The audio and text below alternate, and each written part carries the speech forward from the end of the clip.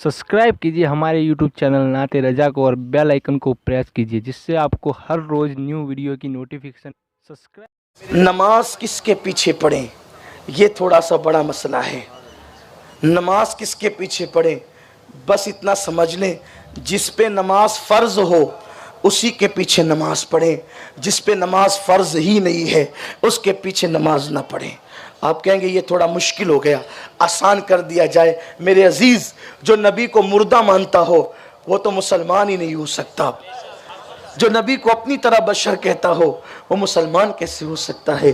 जो नबी के बारे में ये तकरीरें बकता हो कि नबी को दीवार के पीछे की खबर नहीं, जो नबी ज़मीन पे बैठकर आसमानों की खबर देते हो उसके बारे में ये तकरीर कि नबी को दीवार के पीछे की खबर नहीं, वो कुछ भी हो सकता है, मुसलमान नहीं हो सकता और उसकी नमाज ही नहीं है। और आसान अगर कर दूँ, और आसान कर दूँ, नमाज किसके पीछे पढ़ें, अपना जो अकीदा है उसी अकीदे के इमाम के पीछे नमाज पढ़े बस।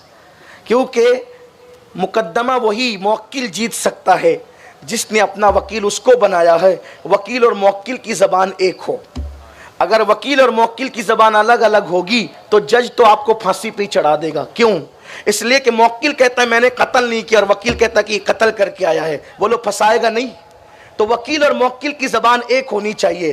तो इमाम आपका वकील होता है अल्लाह की बारगाह में। अब उसका अकीदा यह है कि नबी मर चुके और आप कहते हैं नबी जिंदा है, तो बोलिए नमाज कैसी? वकील अलग बक रहा है और मुवक्किल की बात अलग है। तो आपको अब वो इमाम ढूंढना पड़ेगा जो अकीदा आपका है कि नबी को जिंदा आप मानते हैं, नबी को जिंदा आप मानते तो वो इमाम ढूंढो जो नबी को जिंदा मानता हो। नबी को हाजिर और नाजिर आप मानते हैं तो वो इमाम ढूंढो, अल्लाह अकबर, जो नबी को हाजिर और नाजिर मानता हो। क्योंकि इमाम गजाली तो यूं कहते हैं कि जब नमाज में अत्तहियातु लिल्लाहि वस्सलावातु और वत्तय्यिबात और फिर कहे अस्सलामु अलैका अय्युहन नबी, इमाम गजाली हुज्जतुल इस्लाम लिखते हैं कि उस वक्त ये तसव्वुर बांधो कि तुम नबी के दरबार में मौजूद हो और तुम अपने नबी को सलाम कर रहे हो और नबी तुम्हारा सलाम सुनकर तुम्हें जवाब अता फरमाए।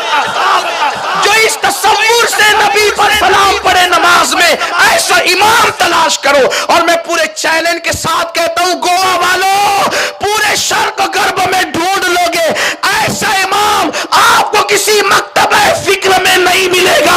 अगर ऐसा इमाम आपको मिलेगा वो सिर्फ अहले सुन्नत व जमात में मिलेगा।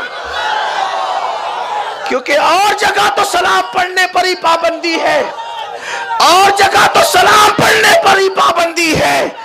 और अल्हम्दुलिल्लाह लोग बल्कि हमें ये भी कहते हैं, मौलाना साहब ये क्या तरीका निकाला गोवा में खड़े होकर नबी पे सलाम पढ़ना? हम कहते हैं हमने नहीं निकाला, ये नबी ने फरमाया। क्योंकि उस दौर में यमन में भी नमाज होती थी, शाम में भी नमाज होती थी, अफ्रीका में भी नमाज होती थी, बल्कि हिंदुस्तान में भी नबी की जाहिरी जिंदगी में कुछ लोगों ने नमाज पढ़ी और उस वक्त भी क्या कहा, सलाम अलैका अय्युहन नबी, या नबी आप पे सलाम। ये सलाम मानते हो, दूसरे सलाम से मना करते हो। हम अहले सुन्नत दोगले लोग नहीं है। बुरा लगे तो माफ करना, मैं किसी पे नुक्ताचीनी नहीं कर रहा हूं, सिर्फ आपकी इस्लाह करना चाहता हूं। और आपको बताऊं, नबी पे नमाज के बाहर सलाम पढ़ना ये सहाबा की सुन्नत है। जब हजरते खुबैब को फांसी दी जा रही थी ना, तो काफिरों ने पूछा था, मक्के के काफिरों ने, खुबैब तेरी आखिरी ख्वाहिश क्या है? का 2 रकअत पढ़ने दो और जब कत्ल करो ना तो मेरा रुख मदीने की तरफ कर दो।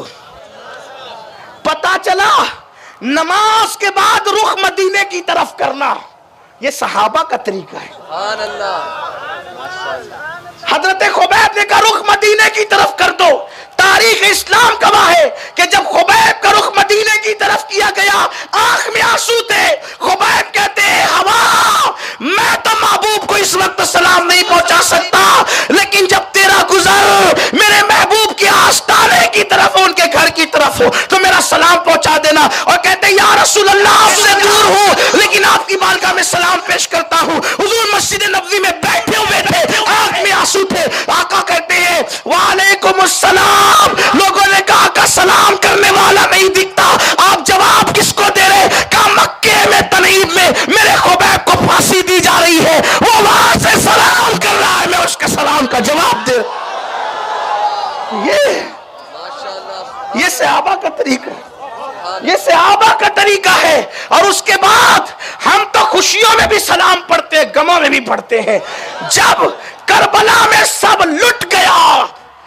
लुट गया करबला में, तो सैयदुस सादात इमाम ज़ैनुल आबिदीन रज़ी अल्लाह ताला उस वक्त अपने नबी पे, अपने नाना पे सलाम यूं पढ़ रहे थे, इन्नल तिया रिह सबा यौमन इला अर्दिल हरम। क्या अंदाज है, इन्नल तिया रिह सबा यौमन इला अर्दिल हरम बल्लिग सलामी रौदतन फीहा नबीजिल मुहतरम।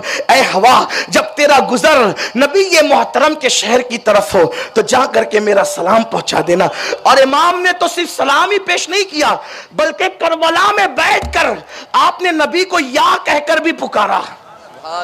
हुजूर के पर्दा फरमाने के 50 साल के बाद, निस्फ सदी के बाद, या कहकर के करबला में बैठकर पुकारने वाली जात हजरत इमाम ज़ैनुल आबिदीन के कहते हैं, या अदरिकनी ज़ैनुल आबिदीन या रहमतल लिल आलमीन। तो अब आप समझ गए होंगे कि सलाम पढ़ना भी जो है सहाबा और अहले बैत से साबित, और हुजूर को पुकारना या कहकर यह भी साबित। या रहमतल लिल आलमीन अदरिकनी ज़ैनुल आबिदीन, सरकार की बारगाह में उन्होंने जो है वो अर्जी पेश की। तो बस इतनी गुजारिश है, जैसा अपना अकीदा हो उस अकीदे का इमाम आप ढूंढे और उसी के पीछे नमाज पढ़ें। इंशाअल्लाह आपकी नमाज जो है वो कबूलियत का शरफ़ हासिल करेगी। इश्क अगर तेरा न हो मेरी नमाज का इमाम, इकबाल कहते हैं, इश्क अगर तेरा न हो मेरी नमाज का इमाम, मेरा रुकू भी हिजाब मेरा सजूद भी हिजाब।